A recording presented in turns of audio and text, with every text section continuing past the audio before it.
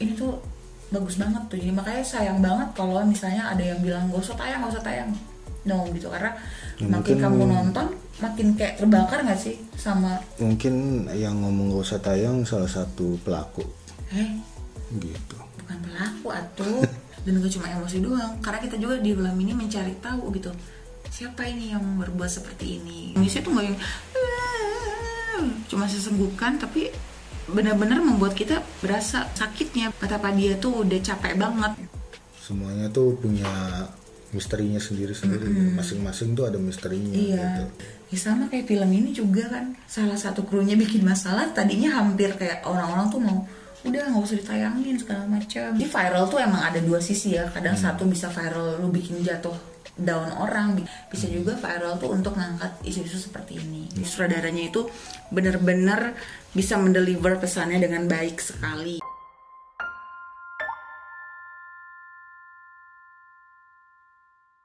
Ya, jadi kami hari ini akan membahas film Penyalin Cahaya yang disutradarai oleh Vegas Banuteza. Jadi film ini tuh udah tayang duluan ya di Busan Film International Film Festival. Jadi film ini disutradarai oleh Vegas Banuteza. Dia ini biasanya adalah sutradara untuk film-film pendek. Jadi udah banyak banget film pendek dia tuh yang berhasil membawa penghargaan. Di antaranya tuh ada Lemantun tahun 2014, kemudian dia juga mendapat penghargaan film pendek juga di XX1 Short Film Festival tahun 2015 di filmnya yang berjudul Lembu Sura. Kemudian di Berlin International Film Festival 2015 itu juga yang si Lembu Sura ya. Terus dia juga yang aku inget banget pertama kali aku tahu dia itu dari film pendeknya yang berjudul Perenjak, itu tahun 2016. Dia memenangkan film pendek terbaik di Semaine de la Critique di Cannes di Prancis. Kemudian dia di Indonesia juga mulai mendapat Piala Citra di Festival Film Indonesia tahun 2016. Nah, pokoknya udah banyak banget ya sampai tahun 2020. Dia kerja sama Ade Katama, ada yang gila di kota ini, yang berkompetisi juga di Sundance Film Festival. Nah, ini berarti adalah pertama kali dia membuat film panjang, dan itu kita puas banget ya, bagus banget. Hasilnya bagus. Kemudian pemeran-pemeran di dalam film ini tuh banyak banget ya, dari yang aktris-aktris baru maupun yang udah lama gitu kan, yang udah senior. Nah, untuk pemeran utamanya ini si Senina Cinnamon, dia tuh sebagai Suryani, yang dia tuh tokoh utamanya ini. Dia ternyata udah 4 tahun loh di dunia perfilman, tapi baru kali ini dia dapat pemeran utama dan masuk nominasi Piala Citra lagi. Ada Ciko Kurniawan yang sebagai Amin, ada Lutesia sebagai Farah, ada Jerome Kurnia sebagai Tarik. Nah, dia tuh Torik ya, karena nama Islami. Dia ini juga si Jerome Kurnia dapat nominasi dan menang dia sebagai pemeran pendukung terbaik gitulah. Terus ada Dea Pranendra sebagai Anggun. Nah, Dea ini ini juga kan bagus banget ya aktingnya ya. Dia itu juga ternyata yang main di Marlina Pembunuh 4 Babak itu loh, film itu. Dia juga dapat nominasi dari perannya di situ sebagai temannya si Marsha Timothy ini, sebagai pemeran pendukung terbaik juga dia kalau nggak salah. Kemudian ada Julio Parengkuan sebagai Rama. Ada Lukman Sardi juga sebagai bapaknya si Suryani. Ada Ruth Marini sebagai ibunya si Sur. Jadi sebenarnya masih banyak banget ya. Banyak, ada bahkan si Wayan Adipati Dolken kan dia cuma di sini nongol cuma jadi mas-mas customer service gitu. Di sini juga ada si Yayan Ruhian. Sebagai bapaknya si Rama. Di sini menarik ya, karena dia biasanya kan yang action. Di sini dia cuman sebagai bapak aja gitu, dan tetap bagus gitu. Ceritanya seniman yang punya banyak duit. Film tuh genrenya itu misteri, harus ada drama isu sosialnya juga ya. Jadi berbau-bau thriller gitulah, dan ini dapat banget sesuai dengan genrenya. Ya, misterinya dapat banget. Ratingnya tuh untuk 18 tahun ke atas. Oke, kita juga mau bacain nominasi apa aja yang udah didapetin sama film ini biar kalian tahu ya betapa emang kerennya film ini. Dia tuh dapat 12 piala dari 17 nominasi ya. Jadi dulu tuh film yang banyak banget nominasinya itu adalah Perempuan Tanah Jahanam. Sama film ini tuh yang dalam sejarah tuh paling banyak. Emang iya sih, kayak naruh banget mereka tuh ngambil ngambil 12 dari 17 gitu kan. Nominasinya ada film cerita panjang terbaik, ada sutradara terbaik, pemeran utama pria terbaik, pemeran pendukung pria terbaik, penulis skenario terbaik, pengarah sinematografi terbaik, penyunting gambar terbaik, dan penata suara terbaik. Kemudian ada juga pencipta lagu tema terbaik ya kayak. Nah jadi di sini kan yang main itu adalah si Mian Tiara ya. Jadi kita sempat juga nonton penampilan dia waktu main teater yang bertemakan kekerasan seksual juga gitu ya. Itu dia emang udah bagus banget gitu kan. Dan di sini dia menciptakan soundtrack yang berjudul Di Bawah Langit Raksasa. Itu dia mendapat nominasi juga gitu kan. Emang aduh keren banget deh. Kemudian dapat juga penghargaan penata musik terbaik, pengarah artistik terbaik, dan penata busana terbaik. Wow. Dan setelah kita nonton emang ini tuh bagus banget, emang bagus banget ya gitu kayak. Kayaknya sih ini emang film terbaik Indonesia tahun 2021 deh sebenarnya, walaupun di Indonesia ini tayangnya 2022 gitu. Walaupun lagi banyak pro kontra ya terkait co-writernya di film ini yang udah dicoret sih namanya karena dapat isu juga dia terlibat kasus yang kekerasan seksual yang mirisnya itu kan tentang film ini juga ya. Cuman sih menurut aku daripada ini film tidak ditayangkan ya, untungnya ditayangin ya, lebih baik ditayangin karena pas nonton tuh lo tuh akan semakin diingetin lagi ya, semakin diingetin lagi betapa masih banyak korban-korban kekerasan seksual yang nggak berani ngomong, yang kalaupun dia udah ngomong dia malah dituding lagi, itu kan salah kamu. Pokoknya ini film bisa benar-benar membuat kita emosinya terbawa ya, emosinya terbawa, dan gak cuma emosi doang, karena kita juga di film ini mencari tahu gitu siapa ini yang berbuat seperti ini gitu, dan mencari tahu juga apakah benar itu benar-benar terjadi, apakah itu cuman psikologi dia doang lagi terganggu ya gitu ya. Jadi film ini dimulai dengan pementasan teater ya. Teater iya. Teater Medusa ya namanya. Medusa. Terus itu juga jadi kunci untuk nanti sampai akhir film. Betul. Jadi nggak cuma lewat doang.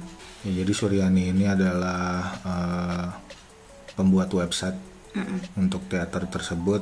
Ya pokoknya si Suryani adalah mahasiswi dan dia adalah anak beasiswa. Karena dia nggak punya nggak berkecukupan lah. Iya, hidupnya. Dia sambil kerja buat bikin website, dia juga harus bantuin orang tuanya dagang di warung gitu. Betul. Terus bapaknya ini di sini si Lukman Sardi perannya itu yang keras gitu, galak.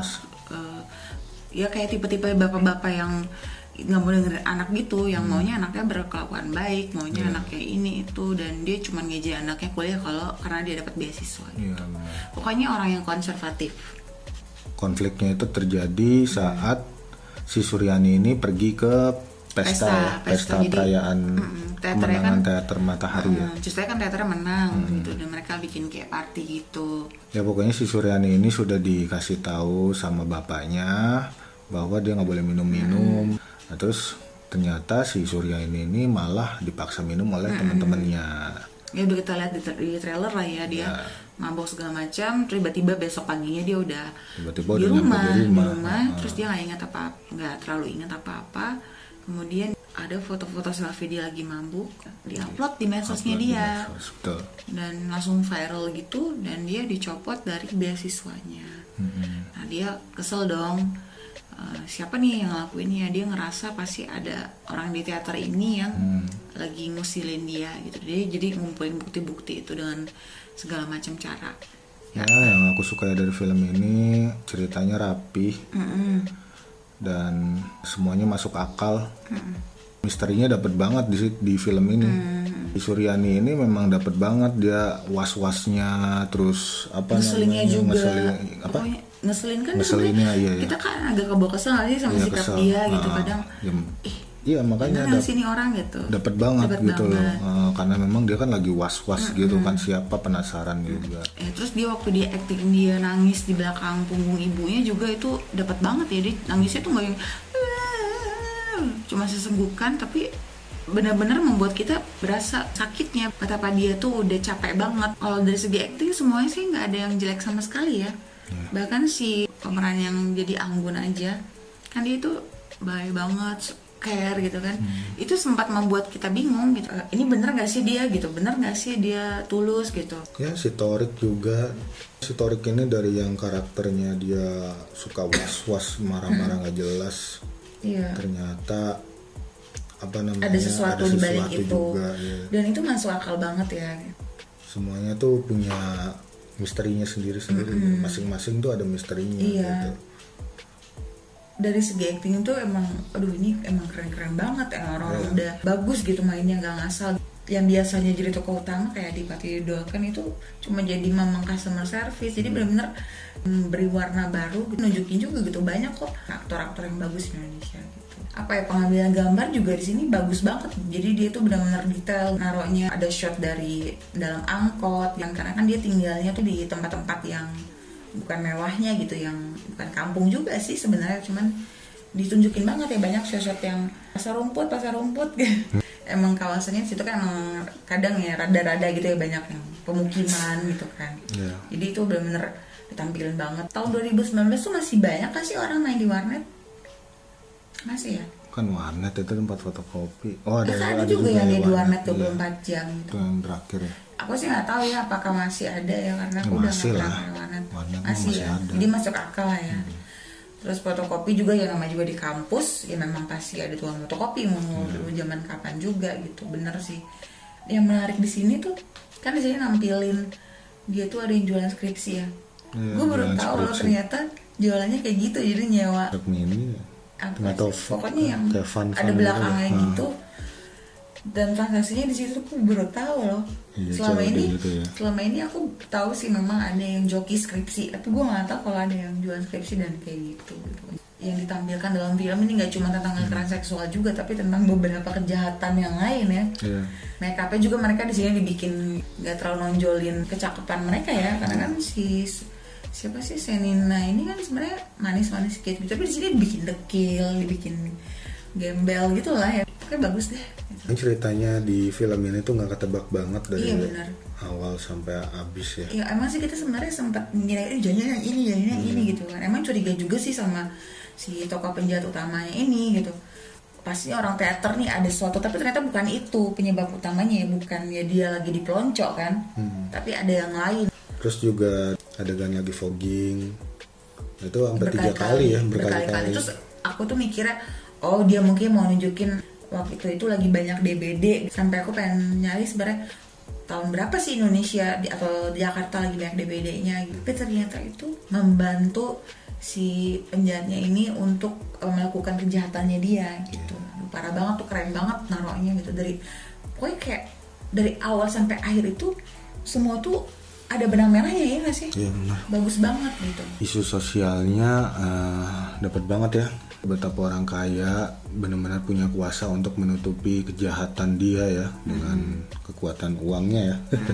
Terus betapa juga banyak korban kekerasan seksual itu yang bingung gitu mau lapor kemana. Terus walaupun dia udah lapor, kadang mereka bukan tetap kalah. Mereka tuh di ini loh kayak intimidasi. Yakin kamu bukannya karena kamu mabuk kayak gitu-gitu kan. Jadi kayak oh ya itu juga ya stigma bahwa orang peminum di Indonesia tuh jelek banget gitu. Lu minum lu tuh berarti udah sama aja kayak lu perampok. Iya nggak sih, kayak kalau lu mabok terus lu dapat pelecehan itu ya udah itu salah lo gitu. Benar-benar nggak ada nggak ada perlindungan untuk korban kekerasan. Kemudian juga betapa banyak loh korban-korban tapi kalah sama bully kan. Waktu dia viral tuh kan ya, waktu dia ngelapor dan itu viral malah balik ke dirinya sendiri. Jadi orang tuh yang korban malah mikir buat apa gue lapor, nanti malah viral, nanti malah gue seumur hidup rasakan betapa malunya itu gitu kan. Jadi makanya banyak banget korban kekerasan seksual tuh yang takut sebenarnya, dan itu disampaikan dengan bagus yang membuat kita juga ikutan gemes ya. Kayak aduh kesel banget tuh. Jadi pelajaran juga sih buat kita, kalau misalnya kita juga jangan asal komentar jahat atau gimana terhadap suatu kejadian yang kita nggak tahu. Makanya aku juga mikir apa bener ini yang dibuat si sutradara di film ini tuh apa ada kejadian nyatanya atau beneran terjadi gitu ya? Terjadi karena ya pasti banyak sih menurut aku. Iya, karena pas banget kan kemarin ini banyak berita pelecehan seksual di salah satu universitas ya, dosen melakukan itu, terus juga senior kepada itunya. Dan mereka tuh takut ngelaporin ya. Karena kalau udah berbau instansi ya, kayak di sini juga bagus banget di film ini. Kayak dosennya itu lebih gini, udahlah kita damai aja, nggak usah ke polisi, nggak usah ke sidang, malu nanti kampusnya, nama kampus dipertaruhkan kayak gitu-gitu. Jadi kadang emang benar kalau udah berbau instansi, kayak misalnya yang melakukannya adalah misalnya polisi atau apa, pasti itu udah dilindungin banget ya nggak, karena kan nggak mau namanya buruk. Sama di sini juga dia di sini kan sebagai mahasiswa, jadi dosennya tuh kayak udahlah nggak usah bawa-bawa ini masalah gitu kan, udahlah stop aja. Jadi sebenarnya banyak banget korban yang dari pihak keluarganya juga nggak dapat perlindungan ya, kayak si Suri ini, bapaknya aja juga malah ngedukung si ini. Bukan dukung, malah maaf anak saya salah, padahal kan dia belum denger, anak itu beneran gitu. Iya, parah banget deh pokoknya. Film ini bagus banget ngangkat isu sosialnya dan membuat kita tuh benar-benar tertampar ya, benar-benar kayak bakbo bahwa ini tuh nyata gitu. Kan pasti adalah korban yang seperti ini. Kayak yang sebelumnya juga tuh yang si Mian Tiara ya, kan dia juga yang teater di belakang panggung itu kan kisah dia juga, bahwa dia tuh sebagai aktris pun ya, dia pun mendapat pelecehan seksual dari seniornya. Kan berarti kan pelecehan seksual tuh di mana-mana dan dilakukan dari orang yang merasa punya power. Dan ada tuh yang adegan yang pasti penjahatnya itu nunjukin udah tahu ya, kalian udah pada tahu kan, terus dia juga ala teater gitu yang kayak wah itu keren banget walaupun gue sebel banget plus gedek gitu, tapi dia actingnya juga bagus banget. Endingnya tuh menurut kamu gimana? Yang menurut aku kelanjutannya ya dia si Rama ini bakal dibully mungkin sama temen-temennya. Kalau menurut aku ya, yang kalau misalnya dia punya duit ya, bapaknya tuh pasti bayar media loh, jadi buat nutupin ini gitu. Kecuali ini sampai viral banget ya. Ya bisa ya jadi kan? kayak ya bisa juga begitu mungkin gitu. Tapi ada juga kan kalau udah viral banget sih memang udah viral banget tidak bisa dibendung ya. Bisa gitu. Jadi si Rama ini digebukin. Iya bisa gitu kan. Iya sama orang-orang yang emang. Iya, tapi kalau gue jadi bapaknya tuh dia pasti udah dibawa ke luar negeri tuh. Kan tipe-tipe orang kaya gitu yang lindungi anaknya. Anaknya bermasalah taruh ke luar negeri. Cuman ya gitu, karena di film ini pun kan endingnya kan gantung ya, jadi intinya mereka tuh udah nggak dapet pertolongan dari mana-mana. Akhirnya mereka berbuat ya gitulah, kampanye gitu, dia nulis sekaligus kayak motokopi mukanya segala macam, mengekspresikan ya dengan apa udah, karena udah capek banget gitu, terus nyebarin kemana-mana gitu kan. Jadi ya udahlah, dari polisi nggak dapat dukungan ya, hashtag percuma lapor tuh kan. Terus yang kedua dari kampusnya juga enggak, jadi dari mana lagi kita bisa dapat gitu. Makanya bagus banget tuh yang abis kredit gitu kan, nama-nama segala macam tes itu ada kayak jika kamu mengalami kekerasan seksual merasa takut gitu apa boleh hubungi ini. Jadi ini tuh bagus banget tuh. Jadi makanya sayang banget kalau misalnya ada yang bilang gak usah tayang no gitu, karena makin kamu nonton makin kayak terbakar nggak sih sama. Mungkin yang ngomong gak usah tayang salah satu pelaku gitu, bukan pelaku atuh. Kan banyak netizen yang bilang nggak usah kasih panggung buat ininya, padahal kan sebenarnya nggak, ini kan kerja keras semua pihak ya. Tapi sama loh kayak di dalam teater ini kan, teater Matahari ini tadinya kan mau berangkat ke Tokyo kan, ke Jepang. Terus karena ada satu kena isu gini kan, kita nggak tahu apakah si teater Mataharinya jadi atau enggak, bisa jadi di cancel kan gitu. Pasti. Ya sama kayak film ini juga kan, salah satu krunya bikin masalah, tadinya hampir kayak orang-orang tuh mau udah nggak usah ditayangin segala macam gitu. Ya kalau menurut aku sih mendingan copot pialanya aja, copot piala si penulis skenario terbaik ini tuh, ya kan. Walaupun sebenarnya writernya tuh si saudaranya juga, dan yang bermasalah ya co-writernya. Jadi viral tuh emang ada dua sisi ya. Kadang satu bisa viral lu bikin jatuh down orang, bikin ngebully. Bisa juga viral tuh untuk ngangkat isu-isu seperti ini. Kayak jadi di film ini tuh moral of the story-nya ya, kalau misalnya kita ada teman gitu atau apa yang ngerasa mereka itu mendapat pelecehan, kita tuh jangan langsung ngejudge gitu, kita tuh dengerin, kita tuh bantu mereka gitu. Terus yang pasti ya konsultasi sama pihak yang kan banyak ya sekarang kayak yayasan untuk yang kekerasan seksual gini, dan juga mendukung undang-undang kekerasan seksual sih kalau menurut aku. Oke, jadi untuk yang nonton ya, semoga kalian semua juga jadi tahu gitu kan perasaan korban, betapa banyaknya orang-orang yang mengalami kekerasan seksual tapi malah dibully, tapi malah tidak ditolong, tidak dibantu, dan itu menyebabkan trauma juga gitu kan. Jadi film ini benar-benar bagus banget ya. Jadi sutradaranya itu benar-benar bisa mendeliver pesannya dengan baik sekali. Kalian pasti akan terguncang emosinya dan juga terbawa emosinya. Film ini rapi banget ceritanya, dari awal sampai habis sudah rapi banget. Rekomendasi banget lah buat kalian tonton, karena para pemainnya, aktingnya yang luar biasa, bagus banget. Terus ceritanya juga bagus. Ya, isu sosialnya juga di sini benar-benar banyak diangkat. Banget. Ini kan pendapat kami, kalau kalian punya pendapat masing-masing. Tapi yang udah nonton ya, kalau yang belum nonton, gak apa-apa sih, komen aja. Ya, komen aja. Wah, gimana, penasaran? Ya silakan nanti kalian komen di kolom komentar. Betul. Dan juga untuk yang baru mampir, untuk subscribe dan juga di like jika kalian suka dengan video kami, dan follow sosial media kami di @iniyarin untuk Instagram dan Facebook di facebook.com/iniyarin, i-nya 2. Oke, itu aja dari kami. Sampai jumpa di konten kami berikutnya. Dadah.